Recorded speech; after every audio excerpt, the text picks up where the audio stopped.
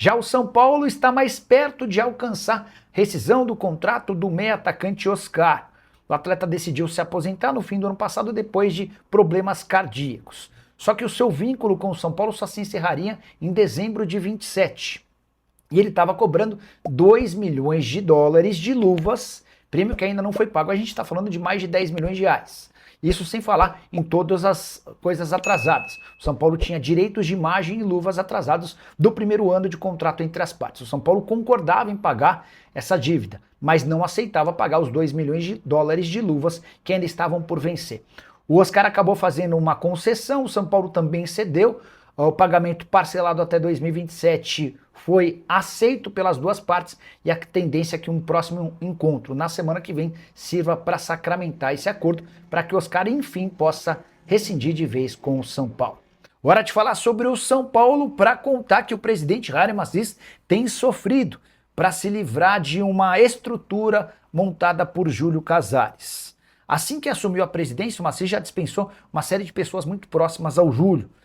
Foram demitidos, por exemplo, Márcio Carlomagno, que era o CEO do clube, rescisão que custou 600 mil reais. O assessor do Márcio, Moisés Assayag, vai ter direito a uma multa de 1 milhão e 300 mil reais. Outros diretores também já caíram, o Dedé no Social, o José Eduardo Martins, na frente da diretoria de comunicação.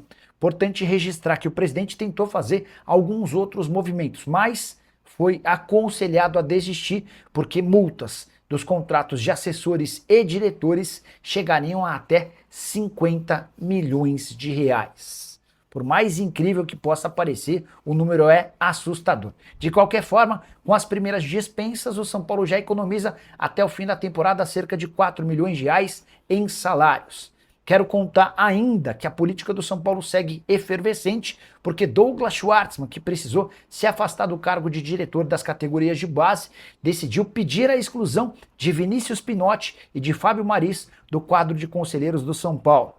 Ele alega que a dupla comprou áudios pagando 400 mil reais para divulgar e vazar aquela história do camarote que obrigou ele e a Mara Casares a se afastarem do clube.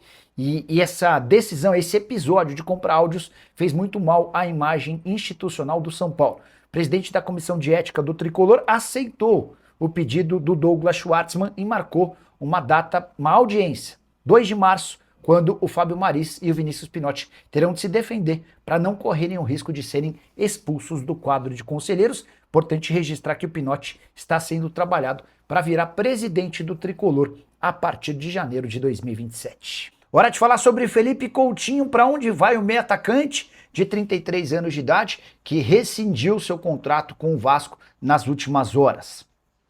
Ele foi especulado logo de cara no Grêmio. Posso assegurar que conversei com um dirigente gremista, esse dirigente assegurou que não há tratativas. Há quem garanta que o Coutinho passou a seguir o Cruzeiro e estabelecer conversas com Pedro Lourenço, dono da SAF do Cruzeiro. Ninguém no Cruzeiro, pelo menos até agora, confirma tratativas. A ótima relação do Felipe Coutinho com o Neymar fez com que muitos santistas imaginassem que o Coutinho poderia virar reforço do Peixe. Consultei 2 fontes diferentes no Santos, ambas asseguraram que não vai haver negociação. Coutinho foi defendido por torcedores do São Paulo nas redes sociais. O Coutinho tem excelente relação com o Lucas Moura. Se o Lucas Moura entrar em contato, dá para imaginar que a coisa possa até avançar. Mas o São Paulo ainda não tem uma posição oficial sobre contratar ou não o Coutinho, especialmente porque acaba de fechar com outro jogador para essa função, o Cauli, meio atacante como o Coutinho. Para completar, importante registrar que o Coutinho já tem proposta oficial. Essa oferta é do Los Angeles Galaxy, time dos Estados Unidos, que namora a sua contratação desde o fim do ano passado.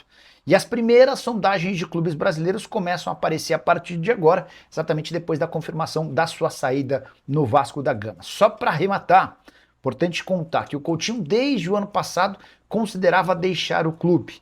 Ele vinha muito incomodado com críticas e vaias de torcedores vascaínos. Isso, para ele, repercutia muito mal, até pela relação que ele tem com o Vasco, é torcedor declarado do clube.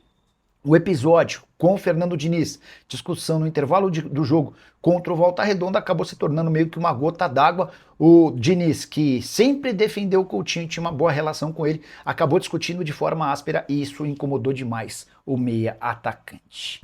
E essa história de que José Aldo pode ser o terceiro reforço do São Paulo vindo do Mirassol em 2026.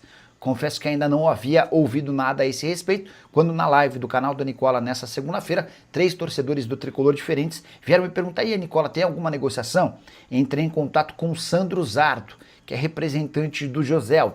O Joseldo é aquele volante que pertencia ao Ituano, foi comprado pelo Mirassol e quase se mudou para o Santos na virada da temporada. Entrei em contato e perguntei: aí, Sandro, o São Paulo tá na parada? E a resposta do empresário foi, abre aspas, o São Paulo fez contato sim, em dezembro, mas não evoluiu. Haveria a necessidade da compra dos direitos econômicos, e você sabe, São Paulo só tem feito movimentos sem a necessidade de colocação de dinheiro. Em relação ao Santos, também de acordo com o empresário, abre aspas, a negociação com o Santos não deu certo, porque o José Aldo resolveu ficar no Mirassol, nem dei continuidade às conversas. O atleta tem 27 anos de idade, 10 partidas em 2026, um gol e uma assistência. Havia chegado no ano passado por empréstimo do Ituano, quando foi comprado. Sobre mais contratações no São Paulo, o Tricolor já anunciou a chegada do Cauli e ainda não fecha o mercado. A janela fica aberta até 3 de março e o Tricolor está de olho em alternativas, sempre naquele modelo de não investir dinheiro na aquisição de reforços. Bora de informação exclusiva no São Paulo. Quero contar para vocês como o Tricolor está usando a grana que era destinada pela Superbet ao pagamento de parte dos vencimentos de Oscar. O Oscar recebia 2.300.000 reais mensais, sendo 1.200.000 pagos pela Superbet. Você sabe, o Oscar na virada do ano decidiu se aposentar e, embora ainda não tenha assinado a rescisão do contrato, ele deixou de receber seu salário a partir do mês de janeiro. Esse 1.200.000 que eram pagos pela Superbet ao Oscar, foram incorporados ao patrocínio e estão sendo depositados mensalmente na conta do São Paulo. O Tricolor pode usar esses 14.400.000 ao longo de toda a temporada para buscar um outro jogador? Sim, vai depender do presidente Hélio Massis. Ainda não há uma decisão tomada e, diante de todas as dificuldades financeiras com o fluxo de caixa, que inclusive causaram nos últimos meses atrasos nos pagamentos dos direitos de imagem, a tendência é que essa grana seja utilizada para pagamento de contas em vez da contratação de mais um atleta.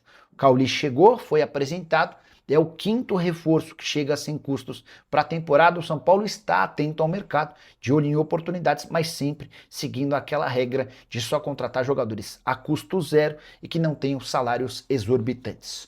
Só para completar o noticiário tricolor, contar que a comissão de ética formada no São Paulo fará audiência com Douglas Schwartzman e Mara Casares no dia 23 de fevereiro, ainda sobre aquele escândalo envolvendo a exploração de um camarote. Fala pessoal, estamos aí com atualizações importantes do São Paulo. Se inscreva e ative o sininho para receber mais atualizações do Tricolor. Deixe seu like, que é muito importante para o crescimento do canal. Utilize o espaço aqui embaixo para registrar sua opinião. Ficamos por aqui com mais esse giro de notícias. Um abraço e até o próximo vídeo.